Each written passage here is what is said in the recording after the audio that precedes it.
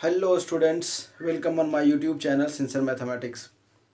कल का जो मैंने चैप्टर डिस्कस किया है ट्रिग्नोमेट्री से रिलेटेड, उसी को आगे बढ़ाते हुए आज ये मेरे पीछे जो दिख रहा है ये टेबल, इस टेबल को मैं वर्बली सॉल्व करके आप लोगों को दिखाऊंगा। और ये टेबल इसी तरह से आप लोगों को भी सॉल्व करने आना चाहिए, क्योंकि एग्ज़ाम में जब हम लिखने जाएंगे तो ये इससे रिलेटेड एक क्वेश्चन कन्फर्म आना है। या तो आप क्लास 10th का एग्ज़ाम दे रहे हो, या 11th का एग्ज़ाम दे रहे हो, या तो क्लास 12th का एग्ज़ाम दे रहे हो, किसी भी ऐसा एग्ज़ाम दे रहे हो जिसमें मैथमेटिक्स में ट्रिग्नोमेट्रिक रेशियो में सम स्पेसिफिक एंगल का जिक्र हो, तो वहाँ पे पक्का इस टेबल का काम आता है।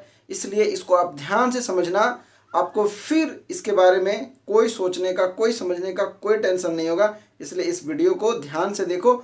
और एक चीज़ और मैं कहूँगा कि इसको आप लोग लास्ट तक देखो, क्योंकि थोड़ा सा देख के चले जाओगे तो फिर समझ में नहीं आएगा। क्योंकि जब तक लास्ट तक नहीं देखोगे तब तक आपको ये क्लियरिफाई नहीं हो पाएगा कि आखिर इसमें था क्या। तो आप लोग बने रहो और लास्ट तक देखो इसको, ताकि आपको अच्छे से समझ में आए। Now let's get start.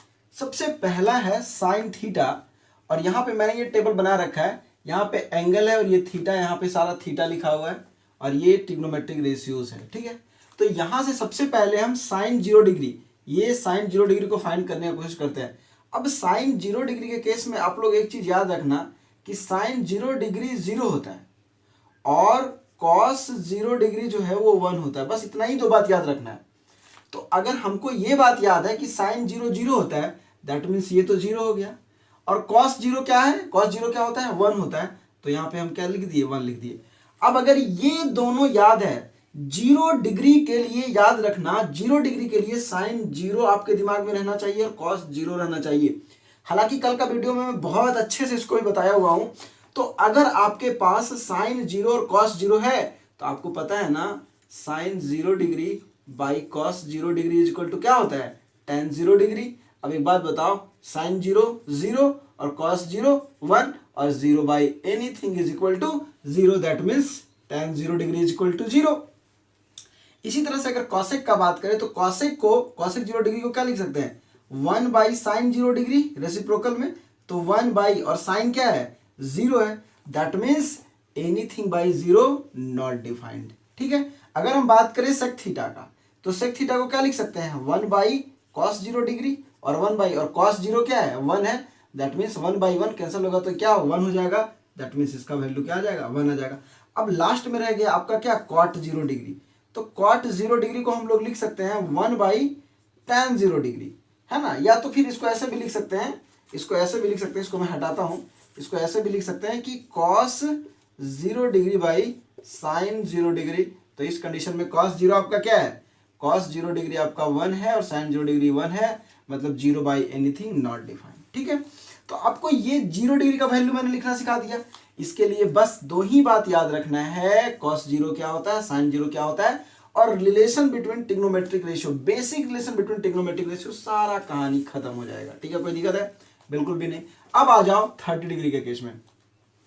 30 degree के केस के लिए 30 डिग्री के केस के लिए आपको क्या करना है कि ये टेबल आपको समझ में आना चाहिए। ये वाला टेबल, ये जो मैंने यहाँ बनाया हुआ है, ये टेबल, ये जो मैंने यहाँ पे बनाया हुआ है, ये आपके दिमाग में डालना है। सबसे पहले एक आप इक्विलेटरल ट्रायंगल बनाओगे, एक इक्विलेटरल ट्रायंगल बनाओगे।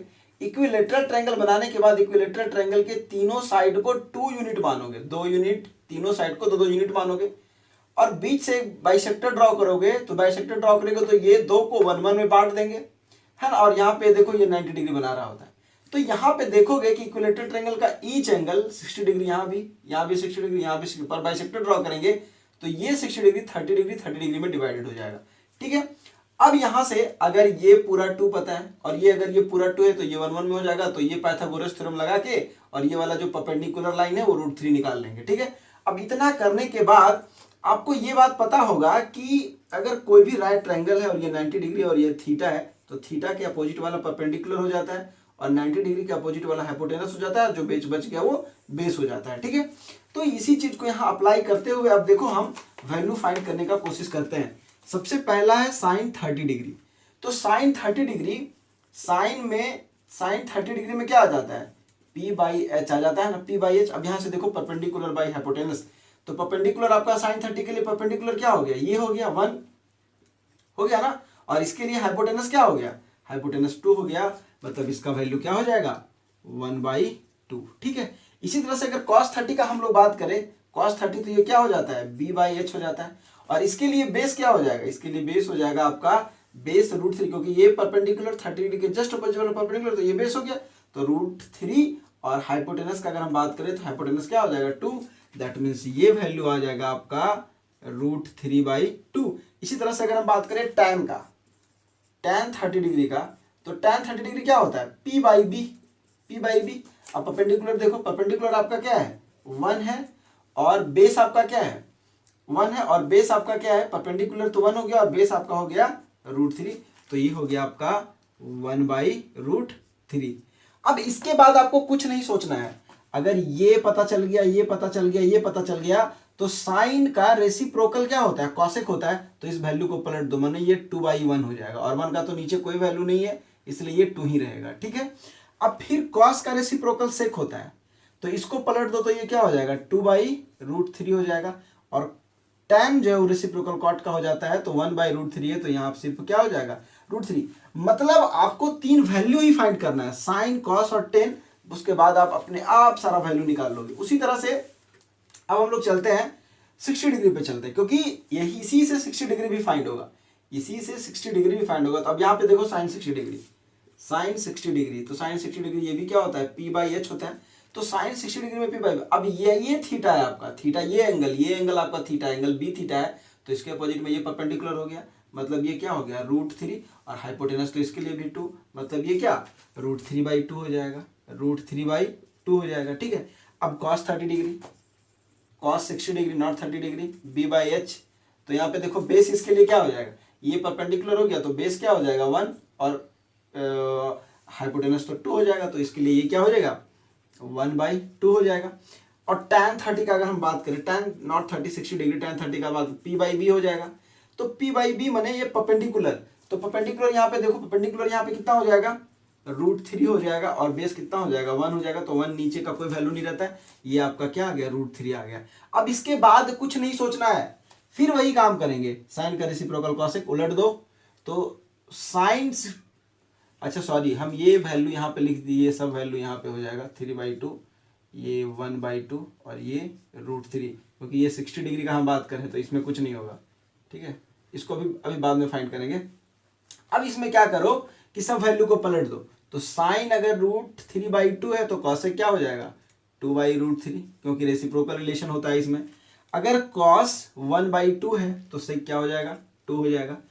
अगर tan √3 है तो कॉट क्या हो जाएगा 1/√3 हो जाएगा।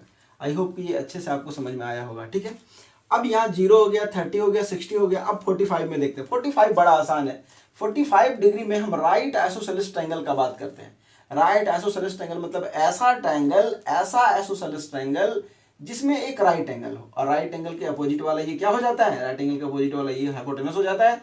और यहाँ पे अगर ये राइट आइसोसेलेस है तो ये साइड और ये साइड बराबर, और किसी भी ट्रायंगल का अगर दो साइड बराबर हो तो उस साइड के दो अपोजिट एंगल भी बराबर होते हैं, इसलिए थीटा और ये थीटा, इसलिए इसको 1 यूनिट मान लिए, इसको 1 यूनिट मान ली, क्योंकि ये दोनों बराबर है, तो ये √2 निकलेगा पाइथागोरस थ्योरम अप्लाई करने के बाद।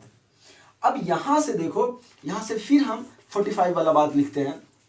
तो अगर हम बात करें साइन 45 डिग्री का, तो ये क्या हो जाता है p/h हो जाता है। अब यहां ध्यान से देखो, परपेंडिकुलर क्या है 1 है, और हाइपोटेनस क्या है, हाइपोटेनस आपका √2 है, तो साइन ये 45 डिग्री हो जाएगा 1/√2, और cos 45 भी होगा 1/√2, क्योंकि यहाँ पे b/h हो जाएगा, और बेस यहाँ भी 1 है और √2 यहाँ भी 1 है। देख लेना इस टेबल को, तो ये भी क्या हो जाएगा 1/√2 हो जाएगा। और tan का बात करेंगे, अगर tan 45 डिग्री का बात करेंगे तो ये हो जाएगा p/b, और परपेंडिकुलर यहाँ पे परपेंडिकुलर क्या है 1 है, और बेस भी क्या है 1 है, तो 1/1 दैट मीन्स 1, और ये क्या हो जाता है 1।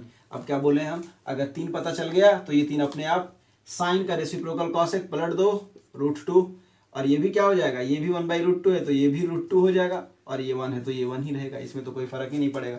तो आई होप कि आपको बहुत अच्छे से क्लियर हो रहा होगा ये टेबल, और ये टेबल बहुत इंपॉर्टेंट है। ये टेबल को आप इग्नोर करके नहीं चल सकते हो। अब 90 के केस में आपको सिर्फ 2 बात याद रखना है। आपको जानना चाहिए कि cos 90 डिग्री पे, सॉरी साइन जो 90 डिग्री पे साइन डिफाइंड होता है, तो साइन 91 देता है। ठीक है, तो यही बात एक आपको याद रखना है कि इसके केस में ये 90 होता है, और अगर cos 90 का बात करें तो ये हो जाता है 0। बस यही दो बात याद रखना है। जैसे यहाँ बताए थे ना, 0 डिग्री के केस में साइन 0 0 होता है, बट cos 0 1 होता है। तो ये दो बात याद रखना है एकदम कायदे से। अगर ये दो बात याद है आपको तो cos ये 0 हो गया 90। यहाँ पे अब हम बात करते हैं इसका, यहाँ पे tan क्या होता है, साइन 90 डिवाइडेड बाई cos 90, ठीक है, साइन 90 बाई cos 90। तो ये tan 90 साइन 90 क्या है आपका, साइन 90 है आपका 1 और cos 90 क्या है 0। तो एनीथिंग बाई 0 जो हो जाता है वो क्या हो जाता है, नॉट डिफाइंड हो जाता है, ठीक है। अब इसके बाद क्या करना है, इसके बाद फिर सब देख लो आप लोग, हालांकि इसके बाद आप लोग फाइंड कर सकते हो।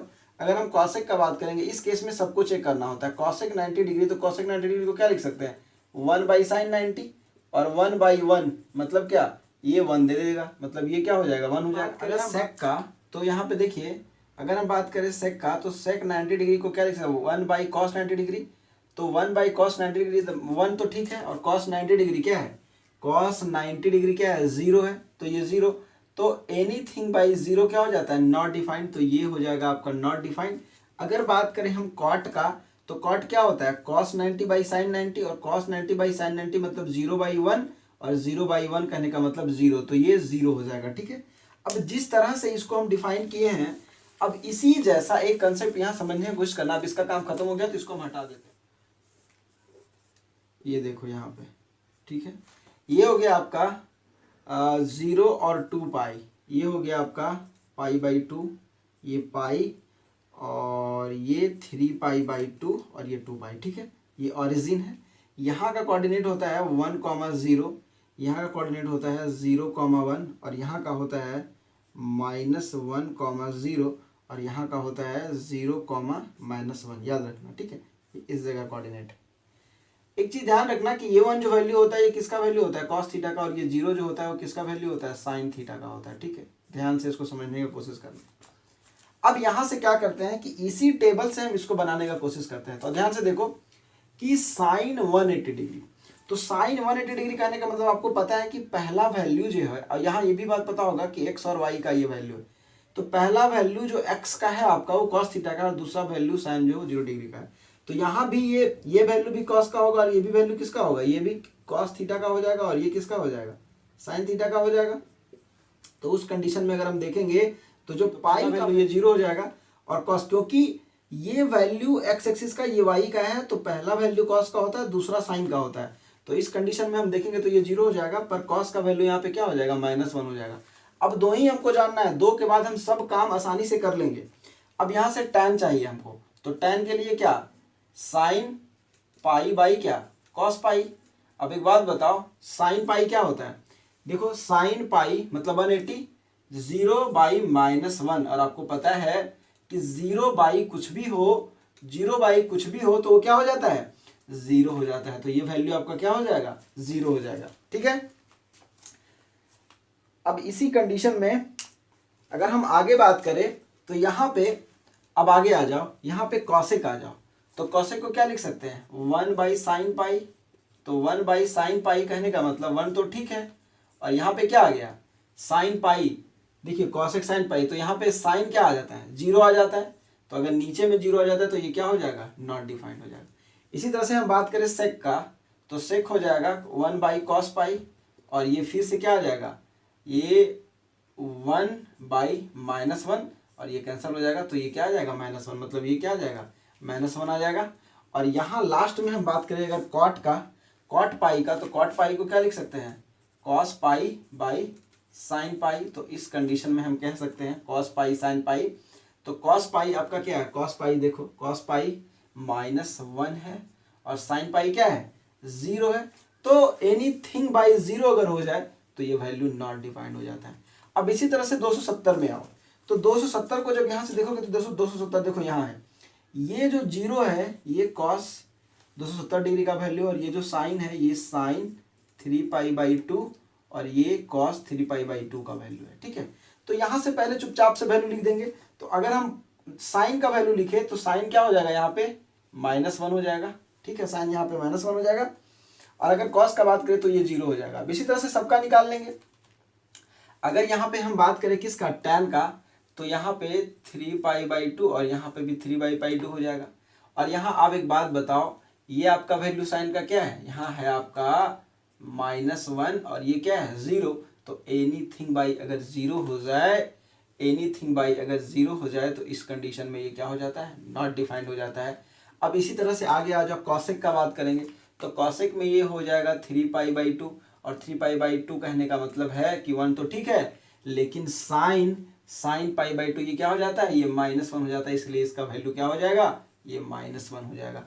इसी तरह से अगर हम सेक का बात करें तो ये 3π/2 हो जाएगा, और अगर ये 3π/2 हो जाएगा तो ये -1 हो जाएगा। और कॉस देखो यहाँ पे क्या है 0 है, तो एनीथिंग बाई 0 क्या हो जाएगा, नॉट डिफाइंड हो जाएगा। और लास्ट में अगर हम बात करें कॉट का तो ये हो जाएगा cos 3π/2 बाई साइन 3π/2। तो इस कंडीशन में cos 3π/2, तो cos देखो यहाँ पे क्या है, cos 3π/2 0 है, तो 0 है, और साइन 3π/2 है, तो इस कंडीशन में ये तुम्हारा -1 हो जाता है, और 0 बाई एनीथिंग तो ये क्या हो जाता है, 0 हो जाता है।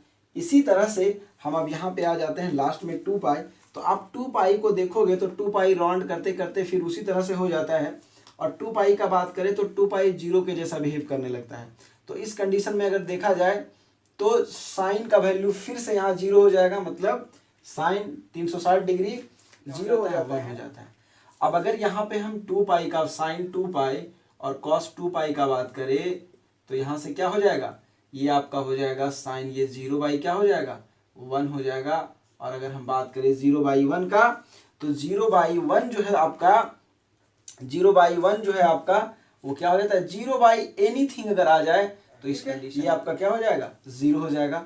और अगर हम बात करें इसका इस यहाँ पे देखो कॉसेक का, तो ये क्या हो जाएगा sin/2π,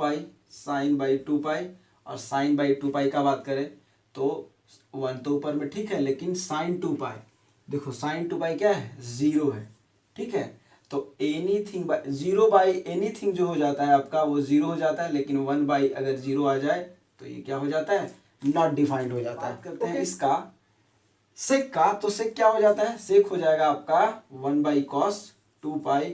तो इस कंडीशन में 1 तो ठीक है, लेकिन cos 2π आपका क्या है, cos 2π आपका 1 है, -1 है, सॉरी यहाँ पे 1 है, तो ये कैंसिल हो गया और ये क्या दे देगा, 1 दे देगा। और लास्ट में बचा आपका कि कॉट, तो कॉट क्या हो जाता है, cos 2π डिवाइडेड बाई साइन 2π। तो इस कंडीशन में अगर हम बात करें cos 2π और sin 2π का, तो cos 2π का जो वैल्यू हो जाता है वो यहाँ पे देखो cos 2π, तो cos 2π क्या हो जाता है 1, ये क्या हो जाता है 1 हो जाता है, और नीचे sin 2π 0 हो जाता है। तो कोई भी बात इस तरह से आ जाए तो ये क्या हो जाता है, नॉट डिफाइंड हो जाता है। तो इस तरह से हमारा टेबल जो है वो पूरा का पूरा क्या होता है, कंप्लीट होता है। तो इस टेबल को ध्यान से समझो, और इसको ध्यान से समझने के बाद इसको खुद से बनाने का कोशिश करो। जिस तरह से मैंने इस ट्रिक इस्तेमाल किया, इस ट्रिक को आप खुद इस्तेमाल करो, और इस्तेमाल करके खुद से बनाने का कोशिश करो। आपको किसी भी क्वेश्चन में कोई प्रॉब्लम नहीं होगा, 1 मिनट के अंदर सारा टेबल आपका तैयार हो जाएगा। ये तो मैंने सोच के बनाया, इसीलिए इतना टाइम लगा। ओके, धन्यवाद।